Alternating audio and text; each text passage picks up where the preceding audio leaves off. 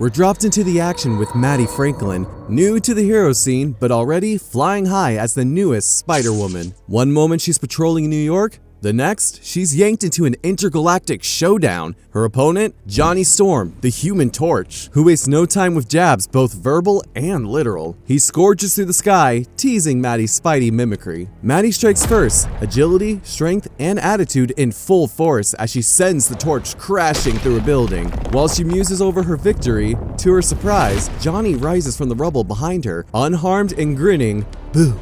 The tables are turning fast. Johnny brings the heat, literally, boxing Maddie in with walls of flame. Panic sets in, her thoughts racing as fire closes in from every angle. He traps her in a vortex, spinning faster and faster, oxygen ripping away. It's not just a show of power, it's a calculated checkmate. As she blacks out, he catches her midair. Maddie's out cold. The Human Torch reflects, complimenting her moves, but noting she's still far from Spidey's league. Above, the mysterious coterie observes. This match was just round one in a larger, deadlier tournament. Only the best survive. Johnny advances, while Maddie is teleported away, defeated but not broken. The game is just beginning.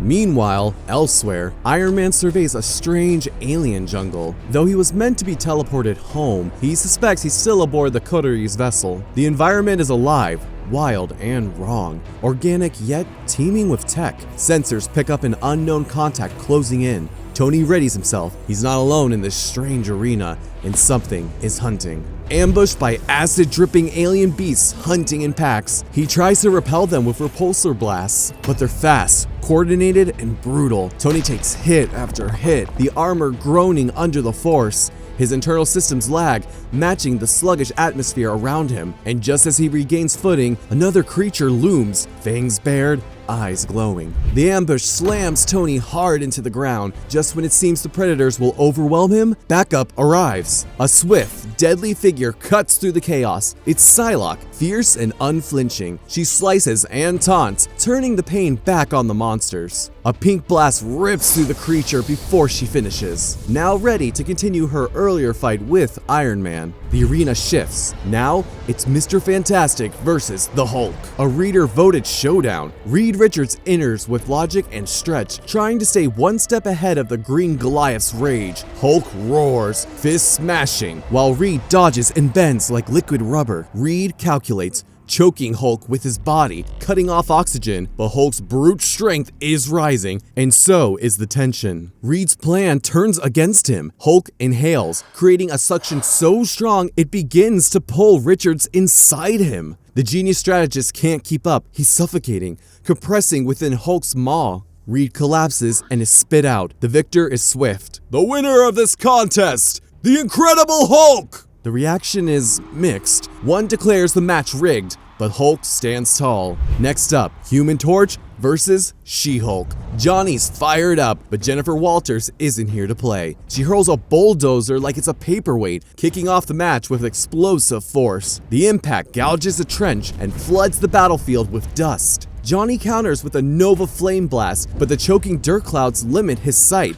Coughing, panicked, he realizes he's blind in a storm of his own making. Johnny storms in deep, literally. Still choking on the thick dust cloud, he hears a metallic "ang" and turns to see a water tower collapse. A tidal flood erupts, drowning the battlefield. He's swept away in a swirling, muddy torrent, unable to flame on. Struggling just to stay afloat, She-Hulk's strategy is clear. Neutralize his firepower with a literal wall of mud and water. She-Hulk looms above, quoting Shakespeare with a smirk.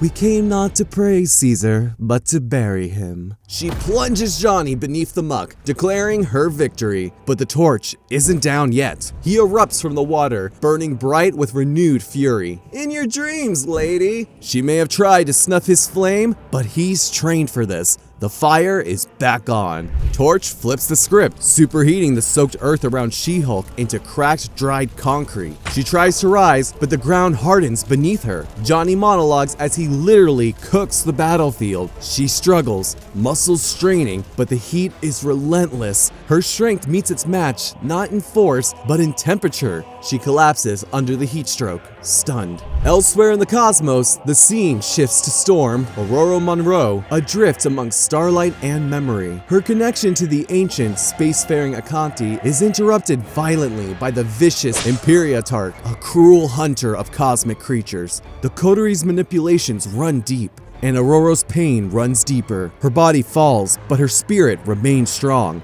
Meanwhile, a crisis brews aboard the coteries' command ship. A contestant's in trouble. Intervention is required. Catherine Kitty Pryde, Shadowcat, is in agony. The nanites inside her are clashing with her natural state of intangibility, forcing her into painful solidity. The alien coterie tries to stabilize her. A voice fills her head and mocks the resistance. Kitty finds energy and yells out, "The X-Men beat you before! We'll do it again!"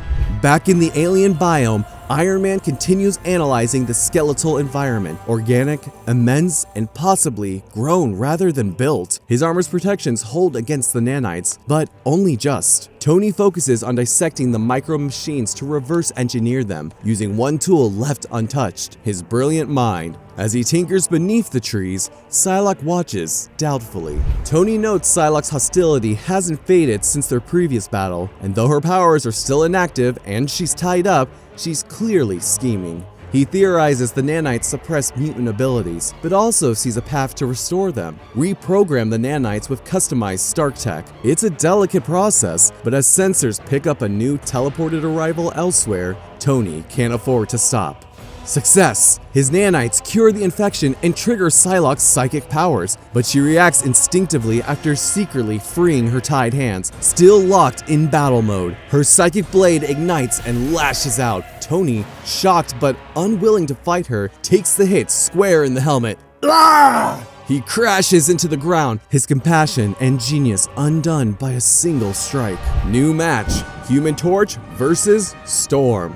Johnny launches first, daring Aurora to hit him with her best. Storm summons rain, lightning, wind, effortless. Johnny counters with bravado and fireballs, but Aurora's power dwarfs his. "Your power is your flame," she says calmly, "but a wind can snuff it out." Johnny plunges to the streets, relights with a shout, "Flame on!" and rockets away, daring Storm to catch him. Torch dives into a claustrophobic underground chase, leading Storm through tight corridors and stairwells. He mocks her fear of enclosed spaces, daring her to keep up, but Aurora isn't just following, she's matching him, beat for beat. Johnny's strategy? Lead her into a concrete maze. Even with her speed, she'll struggle to escape. Down here, time is on his side, or so he thinks. Johnny kicks the plan into overdrive, literally melting through walls to change the battlefield, but in doing so, he weakens the very structure holding the building above. As debris starts to collapse, a sudden downdraft slams him mid-air, flipping him helplessly. Storm is manipulating the weather inside the building, crushing him with wind pressure. The realization hits as fast as the ground does. He's not in control anymore.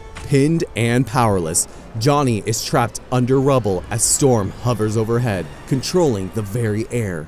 He knows she's vulnerable, focused entirely on offense, but taking her down would mean unleashing his full power. A Nova Blast could win the fight, but also kill her. He hesitates, torn. Am I going to start now?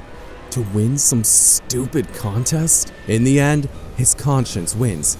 He can't do it. He won't.